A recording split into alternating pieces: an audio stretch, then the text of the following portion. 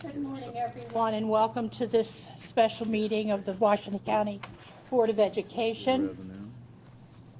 I call this meeting to order and declare a quorum. We have all elected board members present this morning. Our student board member, however, is not with us.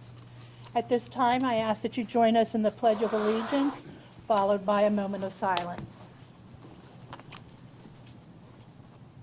I pledge allegiance to the flag of the United States of America and to the republic for which it stands, one nation, under God, indivisible, with liberty and justice for all.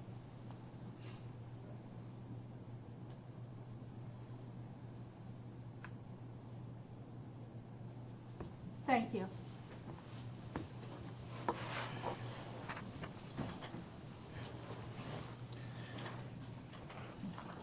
Okay, we'll have approval of this morning's agenda. If I could have a motion, please. So moved.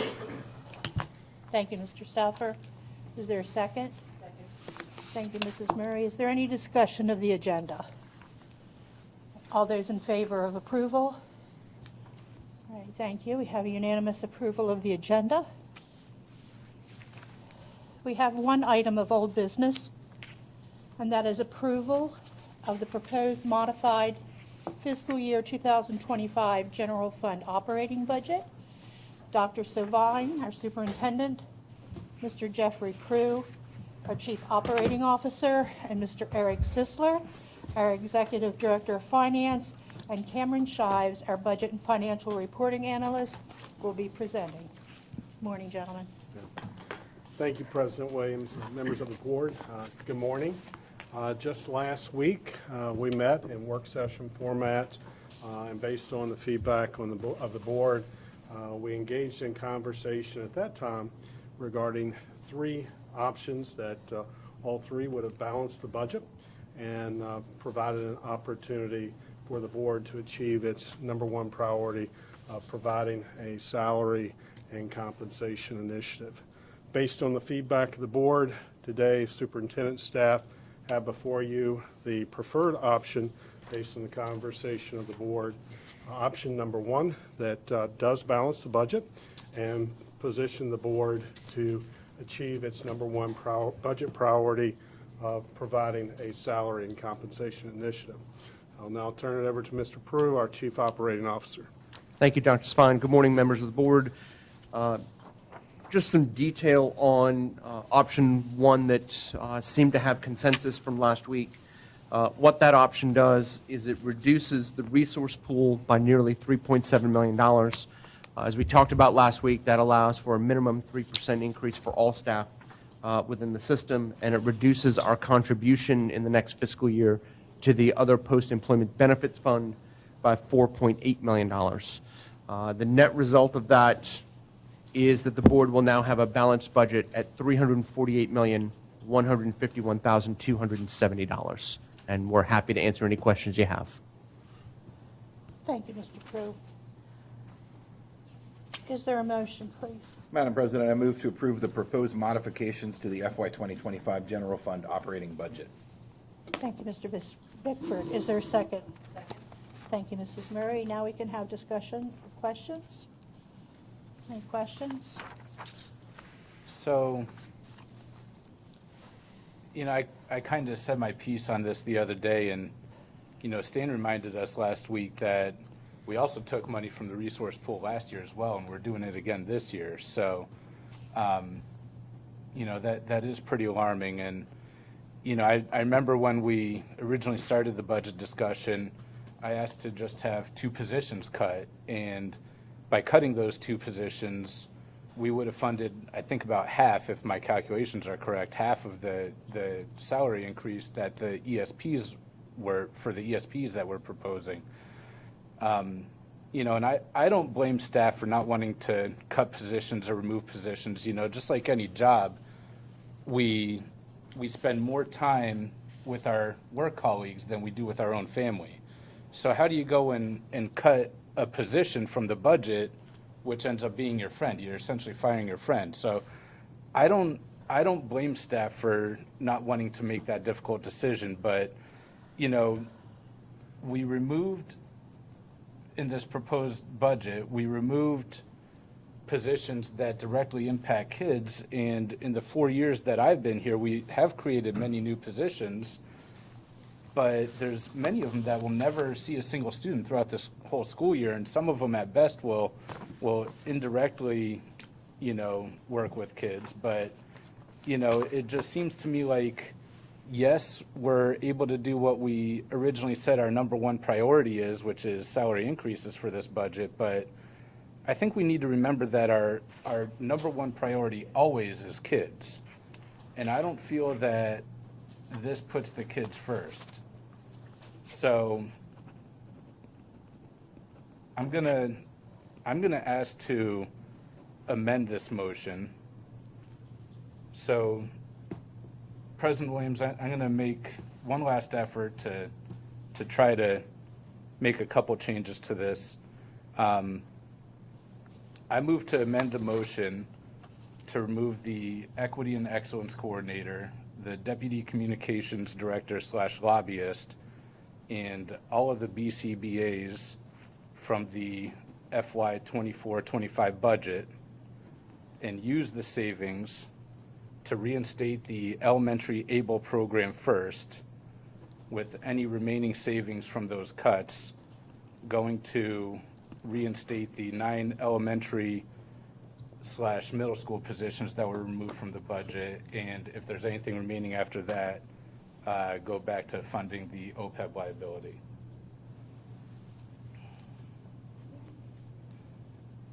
Someone able to capture that motion? Do you have it written? I do. Pass that down. If you could read my chicken scratch.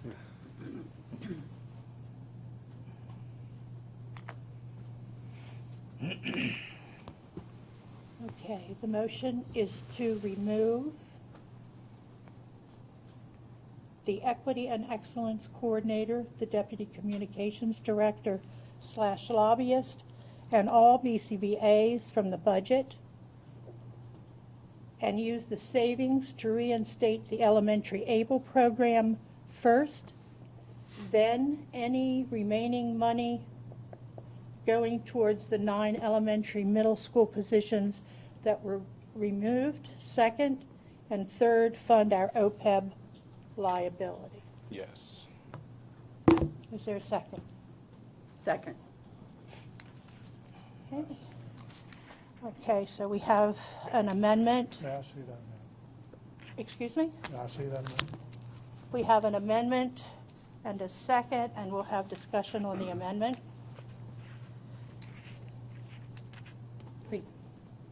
Excuse me, can we discuss what's in the amendment? Yeah, that's what. We're yeah. discussing the Okay. amendment, yes. Well, I just want to say that the equity coordinator is part of Blueprint. Am I right? Equity coordinator, Blueprint? No, yes. And we have to devote not necessarily a position, but we have to provide a service that focuses on equity. That is Okay. a component. And BCBAs may not directly work with children, although they do, and they certainly provide a service for our children that are having problems. They help the staff understand what's going on. They guide them to tell them how to discipline or how to help them through their problems. So I think that's a very important position, and I don't understand why you want to cut it. And our board norms tell us that once we make a decision as a board, that we let it go. And we made, or okay, not our board norms, but we are to vote on something, and then if the majority says we do it, then we do it. And we hire 2 positions that we know you're not happy with. You've said it all along, but we voted to hire them. We'd have to hire a lobbyist. That would cost money. The other thing I want to say is, I just lost it.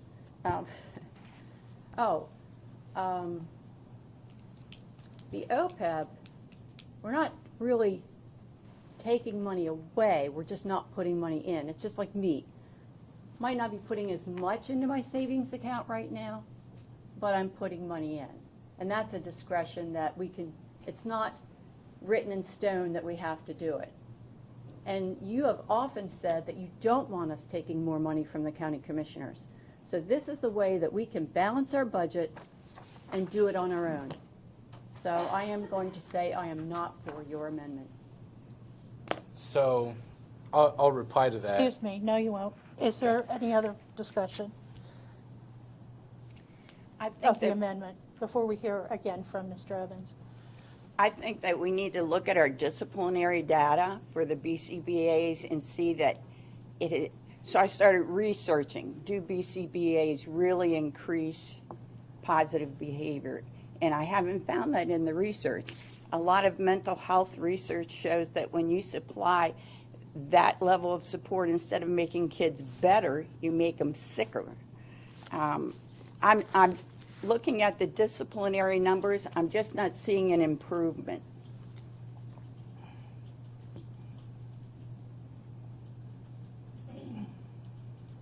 I'd like to speak to that comment regarding improvement in the disciplinary numbers.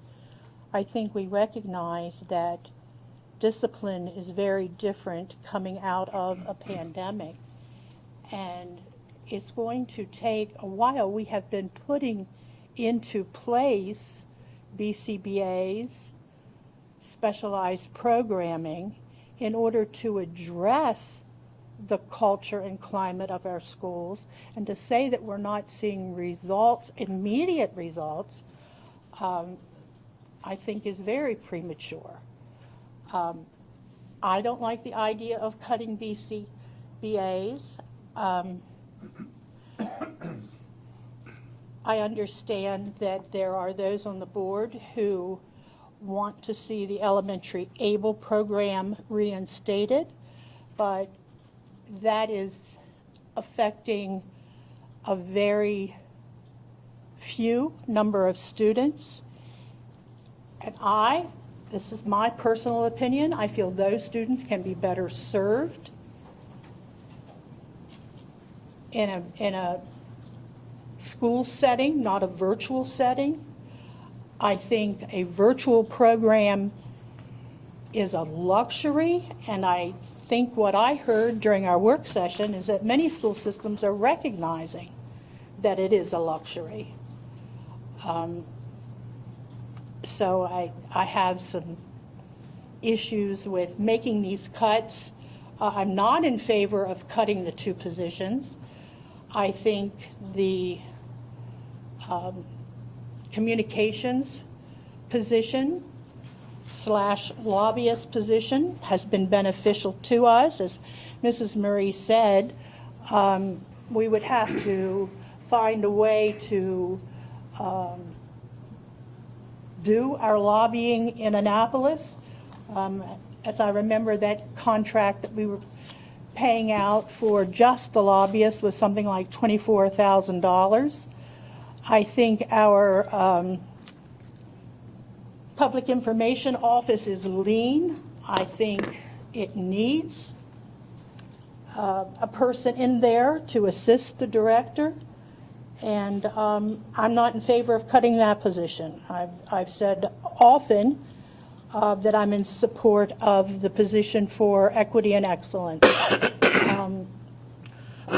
So I'm not in favor of cutting any of those positions. So just one more comment, and that is, Mr. Evans, you made the remark that you can understand why staff would not want to cut positions. First of all, staff does not cut positions. There are recommendations made by the superintendent as a result of discussing with staff, but it would be the board that would make the decision to cut positions. So to put that on staff, I don't think is fair at all. Is there anyone else that would like to speak before Mr. Evans speaks again? Mr. Evans.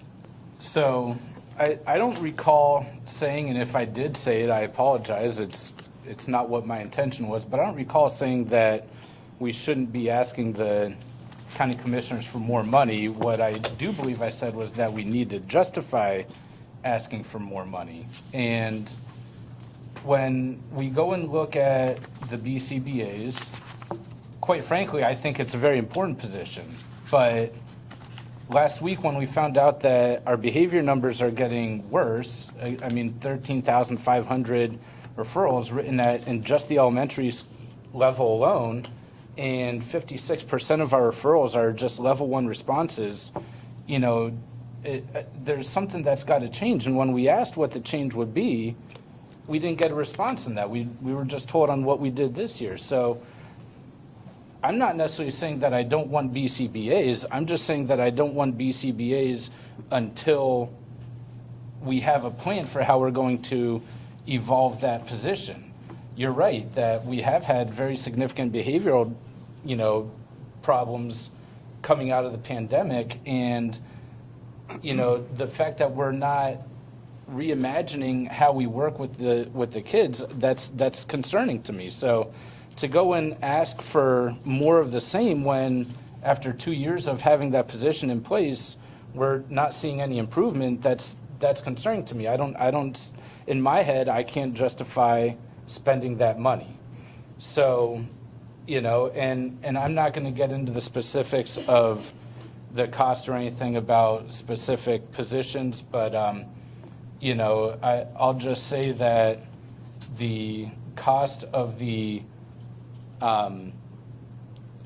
lobbyist and communications position, I think based on what we're paying others in that department and what we paid previously, goes to show that the cost of that is substantially higher than what we paid in the past, and I don't see how we can justify that either. So, you know, and one last thing is, you're right, it is not staff decision. So the proposed budget from staff, you know, I guess that's more of an argument of semantics of, you know, is it proposed, is staff doing it? I get it, you know, yes, we are the ones that go and make the cuts, but staff is the one that's making the proposal. And, you know, I think that, you know, it's upsetting to me that, you know, yes, the majority of the board goes and makes their decisions, but,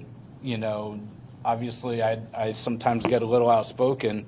It's upsetting that none of my ideas are ever considered.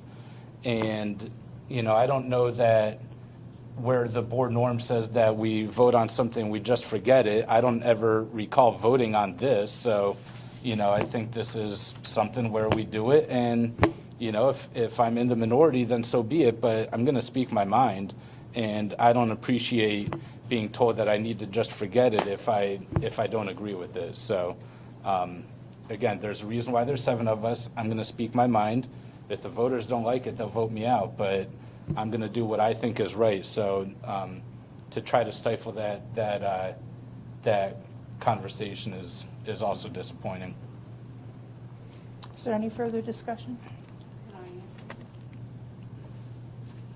I think what I was trying to say was, you're not talking about when you're talking about a position that we voted on to approve her, the majority voted on it. So therefore, to continually bring it up to say that you want to eliminate it is disheartening to me as a board member, because we made the decision and now you have brought it up several times. And there are other things that we vote on. Yes, we don't always all agree, but at the end of the day, we have to walk away and say we did the best we can. But we can't, in my mind, you keep dredging it up. That's all I'm saying. You've brought it up several times. I can go back into a work session where you did say we need to stop taking money from the county commissioners, stop asking the county commissioners for money. It's the taxpayers' money. That's a moot point here. But we're talking about people. We're not just talking about a position. We're also talking about people, and these people are in this building hearing this many, many meetings. And I just think it's a disservice to them. That's all. Is there any, Times change, and, you know, 2 years ago, we were able to justify it. 2 years later, I don't see how we can. That's all I'm saying, so. Is there any further discussion of the amendment? Okay, then we're voting on the amendment to the motion. All those in favor of the amendment? Okay, we have 3 in favor. Those opposed to the amendment? 4. So the amendment fails. So now we'll have discussion on the original motion, which is to approve the proposed modifications to the fiscal year 2025 general fund operating budget. Discussion. I have a question about the budget. Sure. Am I allowed to ask that? Absolutely. Okay. We've had so many evolutions. All these little teeny print get lost sometimes for me. So in the very beginning, under the blueprint specific, we had 6 pre-K teachers, and now we reduced it to 1. Is that correct? That's correct. And if I may, for justification on that, one of the areas that's been significantly cut over the course of this year was actually through the General Assembly, where they reduced funding for Tier 2 pre-kindergarten to put that money into expansion grants across the state. The increase in teaching positions we were proposing to add was based on additional pre-K revenue coming in. Seeing we didn't have that pre-K revenue, we cut the pre-K teaching positions to go along with the loss of the revenue in that specific program. But it's not, it would be new positions above what we have in the current year. We're not reducing pre-K. We'll add 1. We're adding 1, which we have, which is grant funded currently, that fills a specific need for a program at a place where actually, according to the blueprint, we need to be spending more pre-K funding at Ruth Ann Monroe Primary School. Yeah, my concern was, of all the things we do, that's one of the most important things that we do. I agree, but it's not a reduction from what we currently have. It's a reduction from planned increases.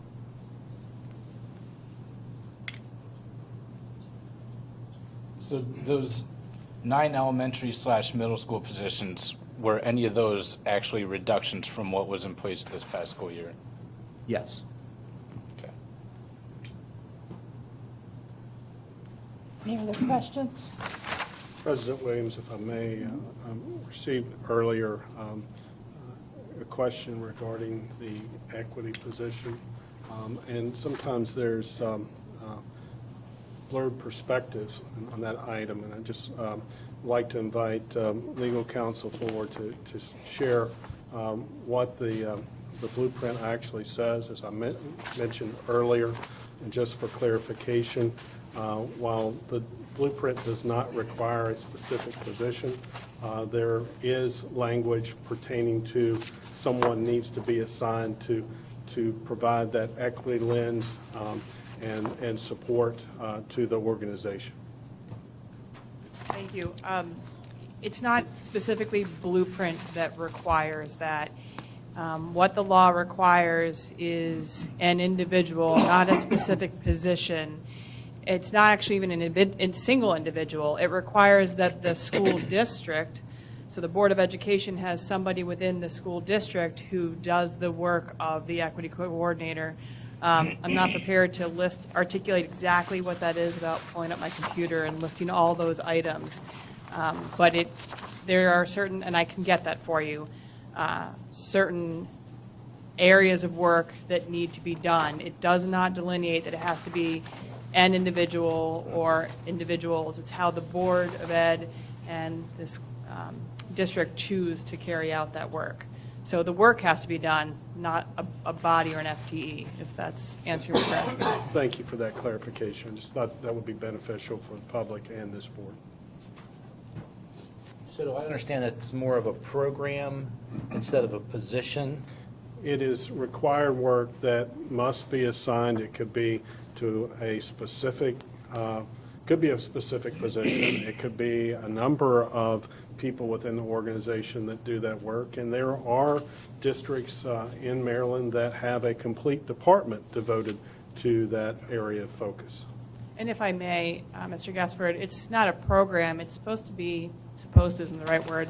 It's embedded in all of the work that the Board of Education does in the school district. That was the intent behind the law. So it's when you look at curriculum, you look at discipline, you look at policy, you look at, the various aspects, you're supposed to be utilizing that. As Dr. Savine said, the larger districts have a whole department. Districts smaller than us embedded into the job description of various individuals. So it's not a specific program. It's supposed to be the work of the district. There's a lot of talk of organizations, and not just schools, but businesses out there that are doing away with that position and putting it back into their employees, saying this is how we're supposed to act and how we're supposed to, and it's kind of like a taught program. I say it's program, and it goes throughout their organization. Instead of having, a specific person to do that, it's more of policy that they put into regulations of their running their businesses and companies. So that's all I was going to say about that. And I understand, and I know where you're coming from. For school districts in Maryland, the law carved out provisions on it specifically, unlike a lot of other private entities. But it didn't say you have to have a position specifically for that, a paid position. Correct. Well, I want to take paid out. The work has to be done. Right. But A paid position, it doesn't have to be, it just needs to be facilitated within your organization. correct, it does not require an FTE. For further clarity, Mrs. Ram, the requirements of the law are fairly prescribed in terms of what each school district should do under the equity lens, correct? Correct, and I can certainly pull that up. There are certain, there's a list of all the different areas that we need to cover and make certain that are covered. I can pull that up. But each district has flexibility as to whether or not you have a person assigned or multiple people that may work on that. More often than not, the smaller districts may have smaller staffs, and may have multiple people assigned to it, but then some of your mid-size and larger districts may have a full department assigned to execute that work, which is all-encompassing, and it impacts all departments and organizations in all schools, correct? That is correct. There's a certain amount of local control. While it's one of our previous unfunded mandates that we're required to do the work, there is local control to determine how the work is done. Thank you. Is there any further discussion of the motion?